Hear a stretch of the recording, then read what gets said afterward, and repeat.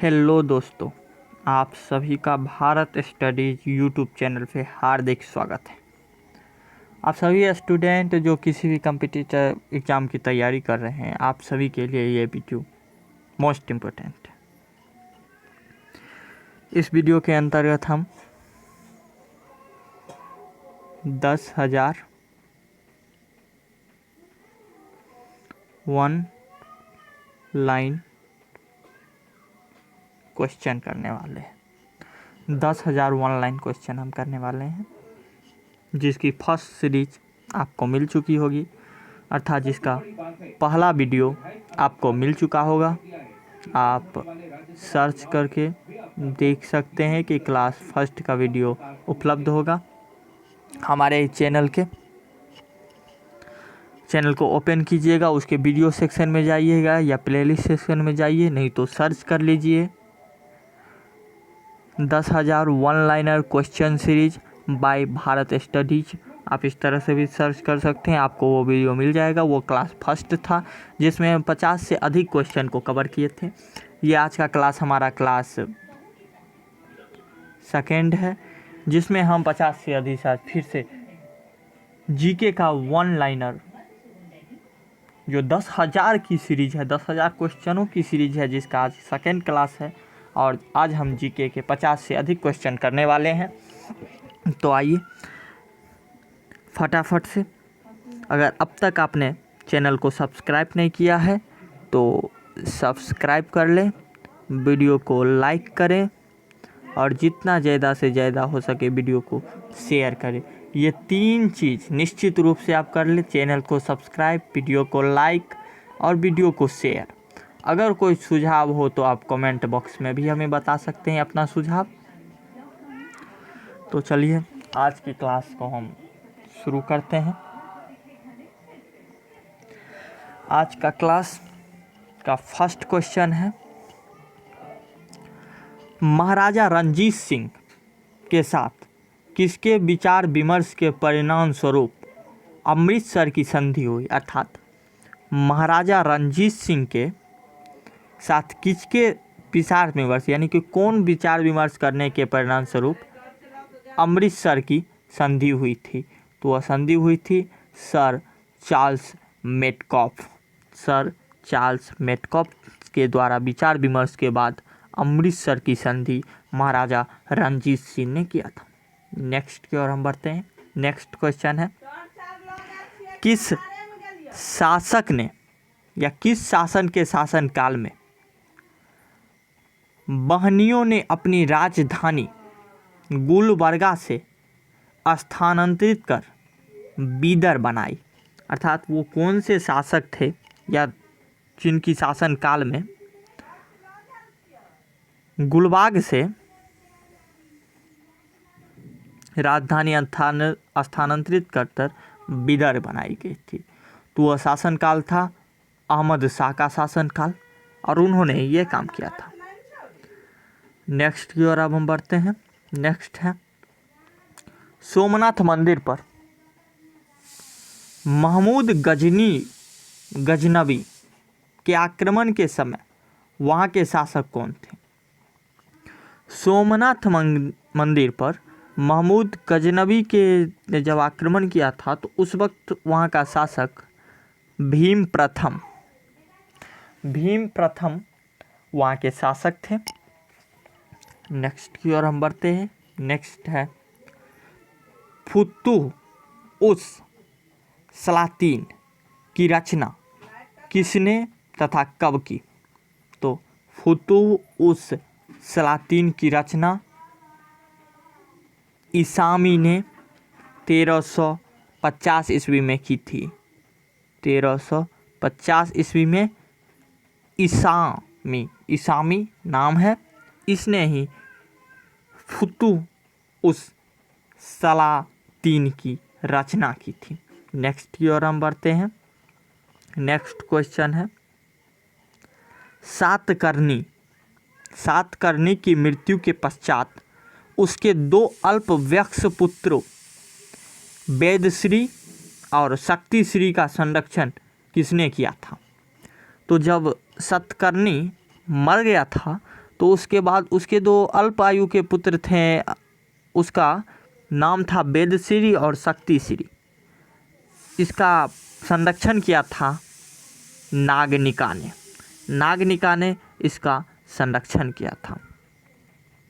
तो अब हम नेक्स्ट की ओर बढ़ते हैं। नेक्स्ट है हमारा हाल ने गाथा सप्तशती नामक ग्रंथ की रचना किस भाषा में की? हाल जो एक साहित्यक का नाम है,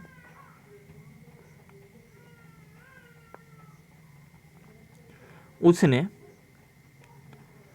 गाथा साहित्य की रचना प्राकृतिक भाषा में की थी। नेक्स्ट की ओर हम बढ़ते हैं। क्वेश्चन अधिक करना है, टाइम बहुत कम है तो थोड़ा फास्ट हमें चलना पड़ेगा। नेक्स्ट है कौन सा शासक प्रत्येक 5वें वर्ष प्रयाग में धार्मिक सम्मेलन किया करता था? तो वह शासन का नाम था हर्षवर्धन। नेक्स्ट की ओर चलते हैं। भुवनेश्वर तथा पुरी के मंदिर किस शैली में निर्मित है? तो भुवनेश्वर और पुरी में जो मंदिर निर्मित है वो नाग शैली में निर्मित है। नेक्स्ट है संगम युगीन ग्रंथ, यानी कि संगम युगीन ग्रंथ तोलकमपियम किस विषय से संबंधित है? तो यह व्याकरण और काव्य से संबंधित है। नेक्स्ट की ओर बढ़ते हैं। सोनगिरी का ऐतिहासिक दिगंबर जैन तीर्थ स्थल किस राज्य में है? तो यह मध्य प्रदेश में है। मध्य प्रदेश में सोमगिरी का यह तीर्थ स्थल है। नेक्स्ट में बढ़ते हैं। नेक्स्ट है हमारा महाराष्ट्र में गणपति पर्व, महाराष्ट्र में गणपति पर्व का श्री गणेश राष्ट्रीय चेतना लाने के लिए किसने किया? तो यह बाल गंगाधर तिलक ने। गणपति पर्व का ये मोस्ट इम्पोर्टेंट क्वेश्चन है, ये भी आपको जान लेना चाहिए। आपको हम दिखाते हैं पूरा अच्छी तरह से। ये जो क्वेश्चन है, ये महाराष्ट्र में गणपति पर्व का श्री गणेश राष्ट्रीय चेतना लाने के लिए किसने किया था? तो ये बाल गंगाधर तिलक ने किया था। और ये क्वेश्चन बहुत बार एसएससी के एग्जाम में आ चुका है। नेक्स्ट की ओर हम बढ़ते हैं। नेक्स्ट है सर्व कर है, एक टैक्स है, किसके द्वारा लगाया जाता है या फिर किस पे लगाया जाता है? किसके द्वारा नहीं पूछा गया, ये पूछा गया किस पे लगाया जाता है। तो ये सिंचाई पर एक कर लगाया जाता था जिसका नाम था सर्व। ये पहले लगाया जाता था और उस कर का नाम था सर्व। अब हम नेक्स्ट की ओर बढ़ते हैं। नेक्स्ट है हमारा आजीवक समुदाय के संस्थापक कौन थे? तो आजीवक एक समुदाय था और इसके संस्थापक थे मखखलीन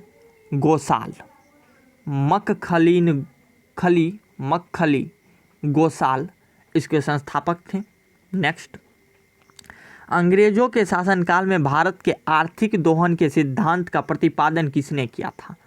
तो अंग्रेजों के शासनकाल में भारत के आर्थिक दोहन के सिद्धांत का प्रतिपादन दादा भाई नौरोजी ने poverty and an British rule in India नामक अपनी पुस्तक में दी थी। ये दादा भाई नौरोजी की एक पुस्तक है जिसका नाम है poverty and British rule of India, इस बुक का नाम है। नेक्स्ट, रोलेक्ट एक्ट फेमस एक्ट है, आप इसके बारे में अच्छी तरह से जानते होंगे। भारत में कब लागू किया गया था? ये सबसे आसान सवाल आपके लिए हो सकता है कि एसएससी में कितना बार आ सकता है, ये गिनती करना भी मुश्किल है। तो ये 1919 में रोलेक्ट एक्ट कब लागू हुआ था, ये हम बचपन से पढ़ते आए हैं तो कोई मुश्किल बात नहीं थी। विक्रम संवत कब से प्रारंभ हुआ है? तो ये विक्रम संवत जो है ये कब से प्रारंभ हुआ है? अगर ईस्वी में लिया जाए तो ये 58 ईसा पूर्व से ये विक्रम संवत प्रारंभ हुआ है। इसलिए आप देखते होंगे कि अगर अभी 2020 है तो विक्रम संवत में इसमें आप 58 ईयर की और ऐड कर दे तो ये हो जाता है 2000, ये हो जाता है आपका 2078 68, तो ये आपका हो जाता है। 2078 ये आपका हो जाएगा। अभी का विक्रम संवत यही, ये 58 ईस्वी पूर्व से चलता आ रहा है। नेक्स्ट है बनावली एक प्राचीन स्थल है जहाँ 1973-74 ईस्वी की खुदाई में सिंधु सभ्यता का अवशेष मिला। यह स्थल भारत के किस राज्य में स्थित है? तो यह स्थल हरियाणा में स्थित है। नेक्स्ट है आपके लिए कि सिंधु सभ्यता में खोपड़ी की शल्य चिकित्सा का अनुश्रित साक्ष्य कहाँ से प्राप्त हुआ है? तो यह एक जगह का नाम है जिसका नाम है कालीबंगा। यहीं पे खोपड़ी के शल्य चिकित्सा का एक साक्ष्य प्राप्त हुआ है। नेक्स्ट हम बढ़ते हैं। नेक्स्ट है ऋग्वेद में ऐसी कन्या के उदाहरण भी मिलते हैं जो दीर्घकाल तक अथवा आजीवन अविवाहित रहती थी। ऐसी कन्या को क्या कहते हैं? ऐसी कन्या को अमाजू नाम ऋग्वेद के द्वारा दिया गया है। नेक्स्ट है महात्मा बुद्ध के समय कौशल देश में कौन राज्य करता था? तो महात्मा बुद्ध के समय कौशल देश में प्रसेनजीत, ये फेमस नाम है प्रसेनजीत, ये वहाँ के राजा हुआ करते थे।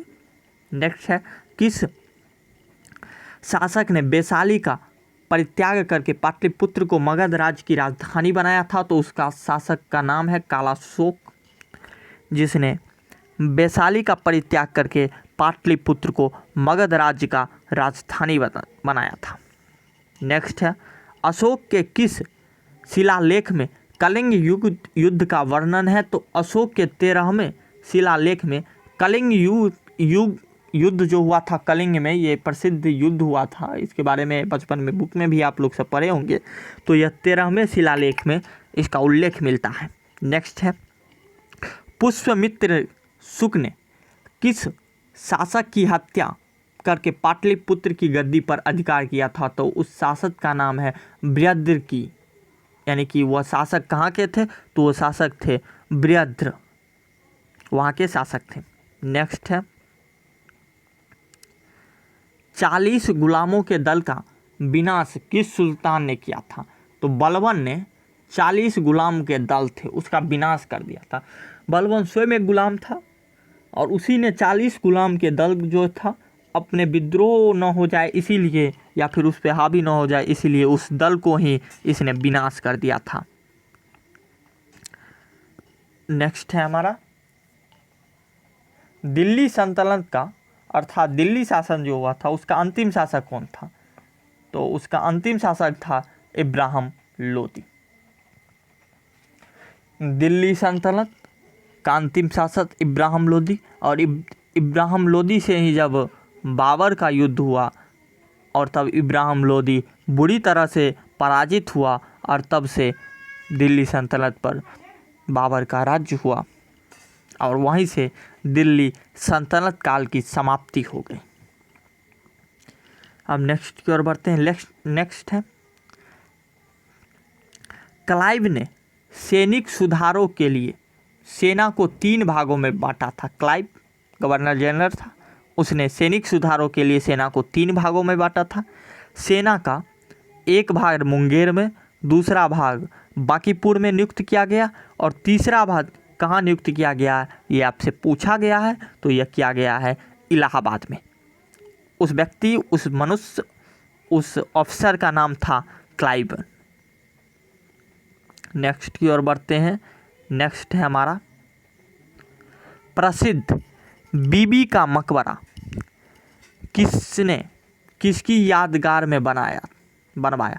तो ये आप तो समझ ही गए होंगे। तो यादगारों की यादगार जो सबसे प्रसिद्ध हुए थे उनका ही यह भी बनवाया गया है। मोहब्बत-ए-दास्तान हम कह सकते हैं, जिन्होंने आगरा में भी इसकी बनाया हुआ है ताजमहल। न ताजमहल शाहजहां ने बनवाया था और ये बीबी का जो है मकबरा ये औरंगजेब ने अपनी बीबी बेगम रबिया दुरानी की यादगार में औरंगाबाद में बनवाया। नेक्स्ट है प्रसिद्ध चित्रबाज के चित्रकार कौन थे? तो प्रसिद्ध चित्रबाज के चित्रकार थे उस्ताद मंसूर। उस्ताद मंसूर जो है वो प्रसिद्ध चित्रबाज के चित्रकार थे। नेक्स्ट है प्रसिद्ध ग्रंथ सिद्धांत शिरोमणि और लीलावती के लेखक कौन थे? तो इन दोनों का ही लेखक जो है वो भास्कराचार्य हैं। भास्कराचार्य इन दोनों के ही लेखक हैं। नेक्स्ट है शिशुपाल वध किसकी कृति है? तो माघ की कृति है शिशुपाल वध। नेक्स्ट है सयादबाद का अर्थ क्या है, अर्थात अर्थ इसका क्या है? तो शायद, है भी और नहीं भी। ये एक मुहावरा टाइप का होता है जिससे शायद बाद आप कहेंगे तो इसका अर्थ होता है शायद, है भी, नहीं भी। ये वर्ड और इसका ये मीनिंग, ये आप वन ऑफ सब्स्टिट्यूशन पढ़ते होंगे इंग्लिश में, हिंदी में वो वही है, एक वर्ड है और इसका ये मीनिंग हुआ। नेक्स्ट अकबर का शिक्षक कौन था? तो मीर अब्दुल लतीफ़ अकबर का शिक्षक था, उसका टीचर था, उसका गुरु था। नेक्स्ट है प्रसिद्ध कोहिनूर हीरा शाहजहां को किसने भेंट किया था? तो प्रसिद्ध कोहिनूर हीरा शाहजहां को मीर जुमला ने भेंट किया था प्रसिद्ध कोहिनूर हीरा। अब नेक्स्ट की ओर हम बढ़ते हैं। नेक्स्ट है शाहजहां ने महाक विराई की पदवी किसको दी? यह एक पदवी है जो है महाक विराय, यह पदवी शाहजहां ने किसको दी? ये आपसे पूछा गया है। तो यह पदवी शाहजहां ने पंजाब जगन्नाथ को दी थी। पंजाब जगन्नाथ को यह पदवी दी गई थी।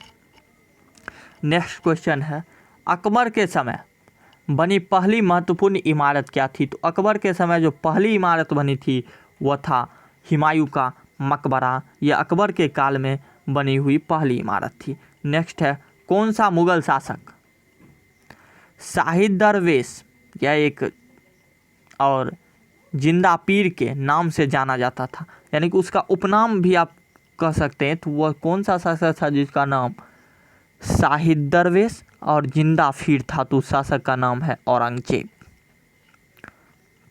नेक्स्ट है अंतिम मौर्य सम्राट कौन था? तो बृहद्रथ अंतिम मुगल सम्राट था, अंतिम मौर्य सम्राट जो था वो था बृहद्रथ। नेक्स्ट है हर्ष की पराजय किसके हाथों हुई थी? तो हर्ष की पराजय पुलकेशिन द्वितीय के हाथों हुई थी। नेक्स्ट है ललितादित्य किस राज्य का शासक था? तो यह कश्मीर का शासक था। नेक्स्ट है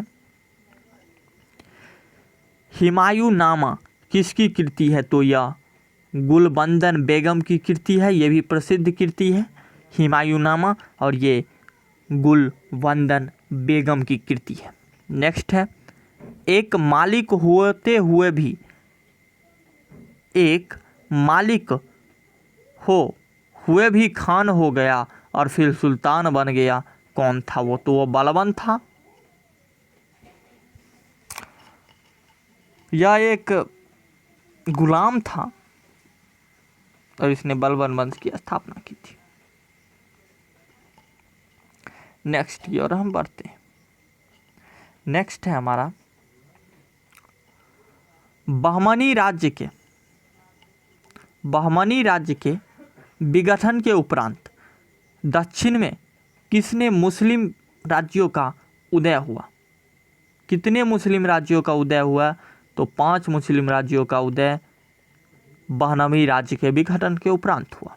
नेक्स्ट है मध्यकाल में विवाह कर किस राज्य में लिया जाता था? यानी कि मध्यकाल में विवाह कर, ये कर होता था जिसका नाम है विवाह कर, यह किस राज्य में लिया जाता है और किस विवाह को इस कर से मुक्त रखा गया?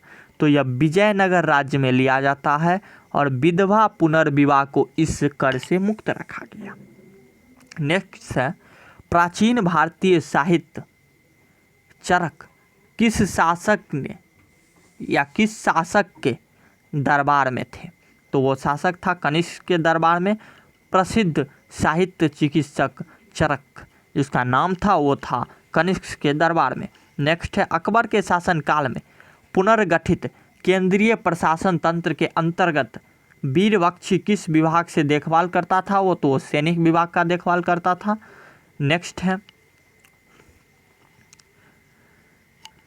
त्रिवन्नपल्ली के घर में क्लाइन ने किसकी रक्षा की? तो मोहम्मद अली की रक्षा की। ये क्वेश्चन आपको मैं दूसरे तरीके से पहले भी बता चुका हूँ कि क्लाइन ने किसकी रक्षा की थी, तो मोहम्मद अली की रक्षा की थी। नेक्स्ट है, ऋग्वेद में हिरण्यमर्म की उपाधि किसने दी? तो इंद्र को हिरण्यमर्म की उपाधि दी गई है, ये ऋग्वेद में दी गई है, ये बात आपको याद रखनी है। यम द्वारा नचिकेता और उसके 3 वर प्राप्त करने की कहानी किसमें वर्णित है? तो यह एक काव्य है, यह एक पुस्तक है जिसका नाम है कठोपनिषद। हाँ, कठोपनिषद उस बुक का नाम है जिसमें नचिकेता और उनके 3 वर प्राप्त करने की कहानी वर्णित है। नेक्स्ट है, कौटिल्य कहाँ का ब्राह्मण था? तो कौटिल्य तक्षशिला का ब्राह्मण था। तक्षशिला एक विशाल राज्य था, वहाँ का ब्राह्मण था कौटिल्य। कौटिल्य को ही हम चाणक्य के नाम से भी जानते थे क्योंकि इनके फादर का नाम चाणक्य था। कौटिल्य को ही हम विष्णुगुप्त के नाम से भी जानते हैं। यह तक्षशिला का ब्राह्मण था। नेक्स्ट है, कौमुदी महोत्सव नामक पुस्तक किस शासक की सफलताओं और उपलब्धियों का वर्णन करती है? तो कौमुदी महोत्सव नामक एक पुस्तक लिखी गई है जो चंद्रगुप्त की शासनकाल के बारे में विस्तृत जानकारियाँ उसमें दी गई है। नेक्स्ट है, कल्हन की राजतंगनी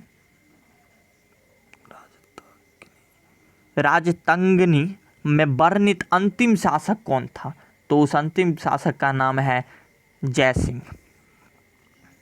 नेक्स्ट है, कुतुबुद्दीन का मकबरा कहाँ स्थित है? तो लाहौर में कुतुबुद्दीन का मकबरा स्थित है।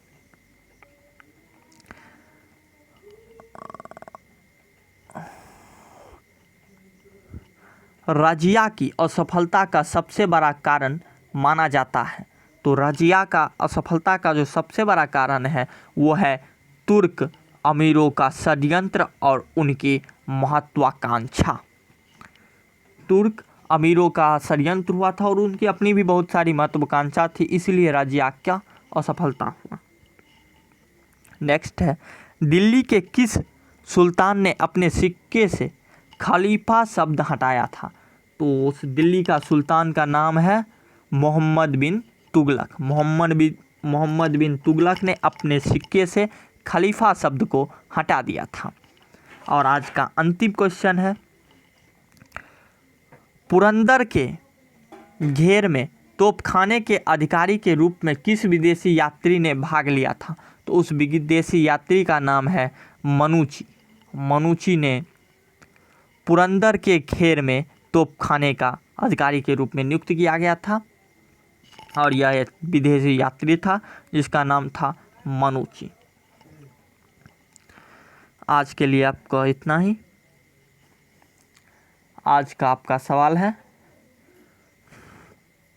कि 1526 में कौन सा युद्ध हुआ था, किसके बीच में युद्ध हुआ था, इस युद्ध का परिणाम क्या था, इससे भारत को क्या हानि क्या लाभ हुआ, आप विस्तृत कमेंट बॉक्स में जानकारी दे सकते हैं।